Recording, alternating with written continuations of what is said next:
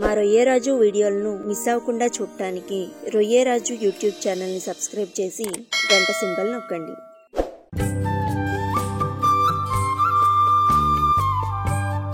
పాండ్లో ఒకవేళ EHP spores ప్రధానంగా గుడివాడ, మచిలీపట్నము, ఒంగోలు, నెల్లూరు ప్రాంతాల్లో కొంచెం మంది ఈహెచ్పిని చూసాము.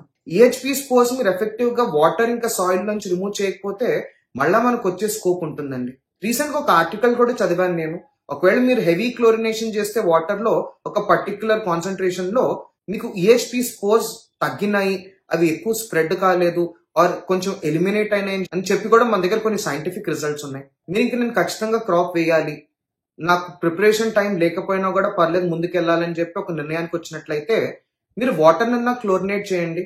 మీకు ఆ స్పోర్స్ అనేవి కంట్రోల్ అవుతాయి అండ్ మీరు ఫర్దర్ స్టాక్ చేసినప్పుడు కూడా మీకు నష్టం అనేది తక్కువ అయ్యే విధానంలో ఉంటుంది. ఒకవేళ వచ్చినా కూడా మీకు బ్యాకప్ ప్లాన్ లాగా ఉంటుంది.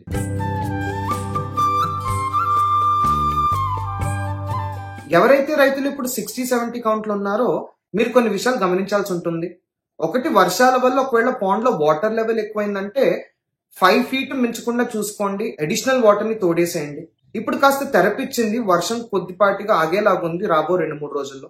కాబట్టి మీరు వాటర్ శాంపుల్ టెస్ట్ చేయించుకుని మినరల్స్ ఎట్లా ఉన్నాయి, బ్యాక్టీరియల్ కాలనీస్ ఎట్లున్నాయి చూసుకోండి.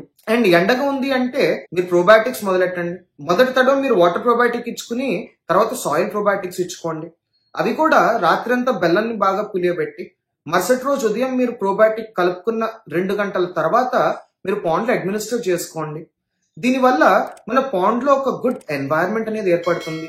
రొయ్య స్ట్రెస్ కి గురి కాకుండా విబ్రియోసిస్ లేదంటే ఆర్ఎంఎస్ వంటి వ్యాధులు బారి పడకుండా కూడా మనం ఇట్లా చేసుకోవడం వల్ల కాపాడుకోవచ్చండి. ఎవరైతే 30-40 డేస్ డిఓసిలో ఉన్నారో ప్రత్యేకంగా మీరు వాటర్ లెవెల్స్ ని చూసుకుని వాటర్ పారామీటర్స్ ని సెట్ చేసుకున్నాక పాండ్ బాటమ్ క్లీన్ గా ఉందో లేదో చూసుకోండి.